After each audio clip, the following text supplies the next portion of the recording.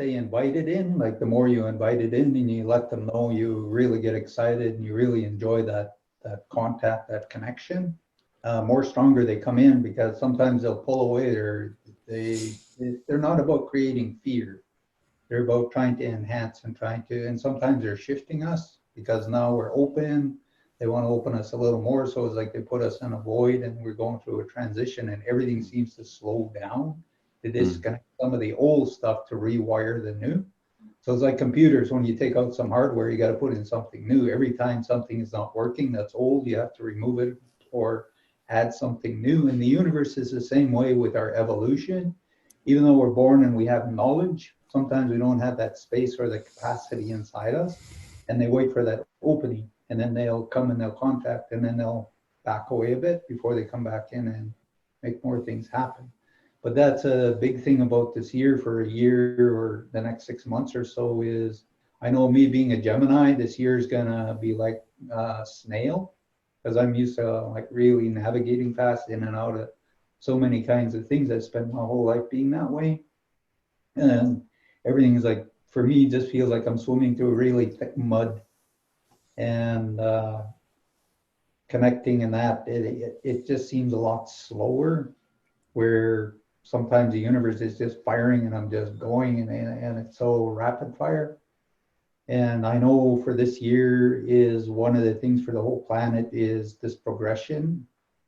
I think they said until after Saturn turns on in November, it's going to be sort of a challenge for everybody to move through this, because it's going to slow the pace down and try to allow people to catch up and for the other information to come in to move us to. So everybody's going to feel a little different. And so I think that's part of it. And it's just inviting and just telling the universe, look, I want whatever the highest spirit guide, angels, if I'm to download future knowledge, or I'm supposed to bringing in things that's going to help this planet, or meant to channel information to help people, whatever that newness is let them know you're open to receiving it. I think you'll find things speed up and move again. That's one of the biggest things I try to teach in all my meditations, is for people to do this. Because in the Native society is the biggest part of the thing. Right from when you're a child, you're always taught to ask and communicate. So when things go on, when you're a little unsure sometimes, I would go to my granddad and he would say, well, ask some questions, ask them to understand what that's all about, instead of just being in the fear and shutting down, running away. It's like, stay in it for a while, trying to see what this new energy, see if it'll open up more and do something really amazing. Because we automatically pull away when we're uncomfortable or unsure of new things. So I'm always inviting new all the time. I'm always questioning, I'm always looking.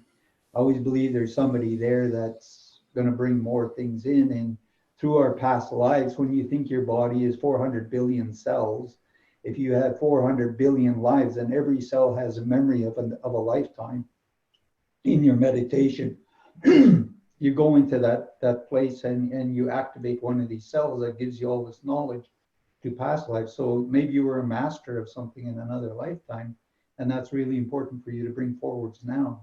So these kinds of things are something, and it's like in our ceremonies, like I'm sitting in the sweat lodge and we're drumming away and we're singing, and I'm so focused on the song and the beat with everybody, and the guy that's running the sweat lodge is praying and throwing water onto the hot rocks, and the steam is hitting you.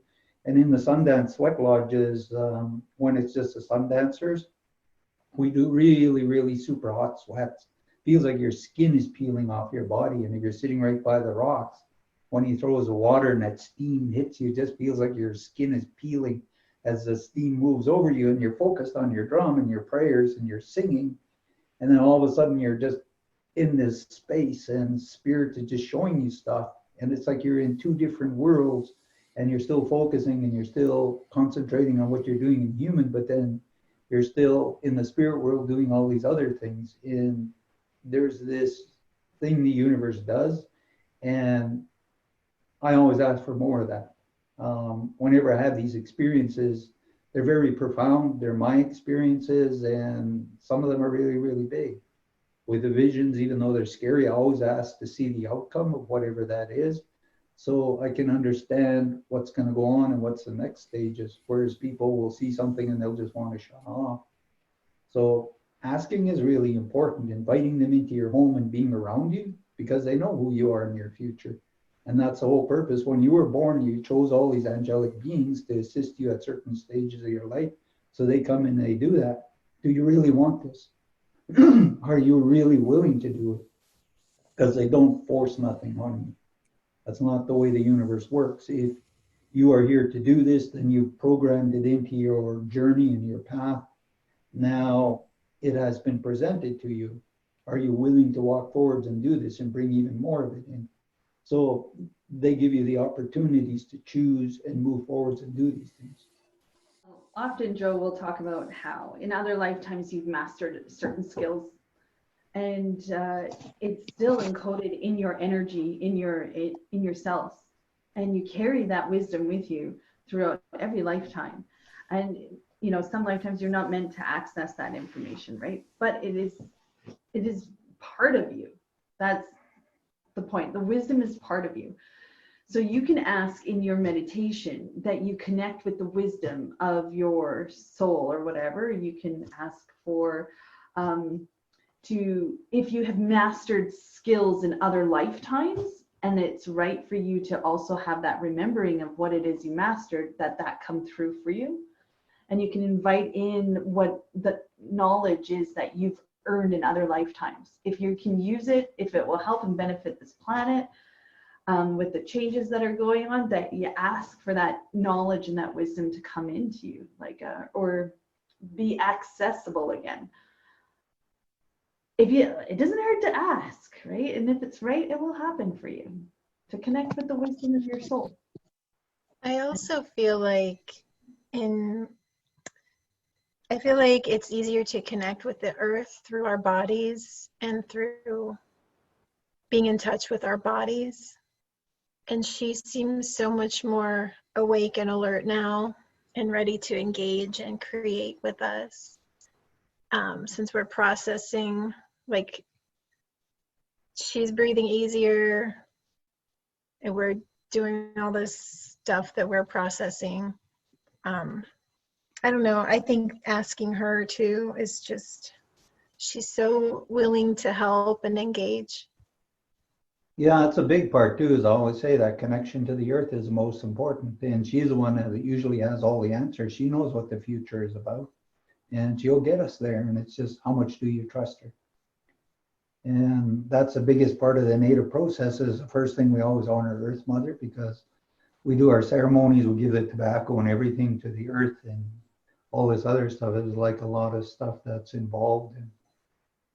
And like I say, she provides everything, air, water, everything that our bodies need. So being connected to that is a very, very big aspect of it all.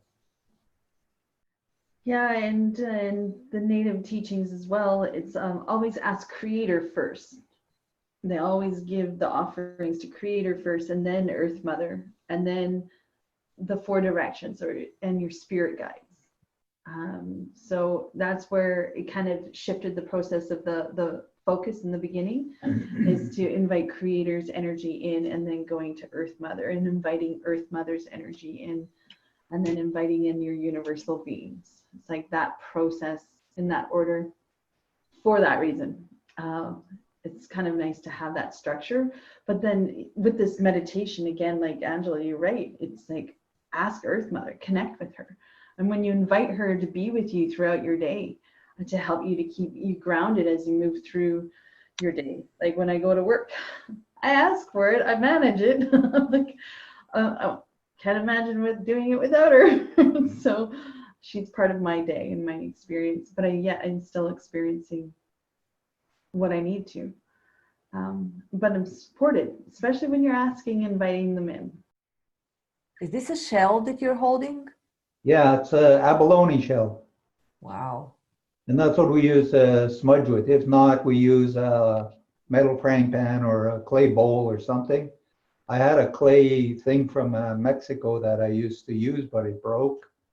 So I use an abalone shell when I do the smudging and clearing, because it connects to the ocean too, and it's very like a powerful connection, and like the water is the most powerful kind of energy, and the ocean is very, very important to a lot of things in life. So I like using the conch shell or abalone, sorry.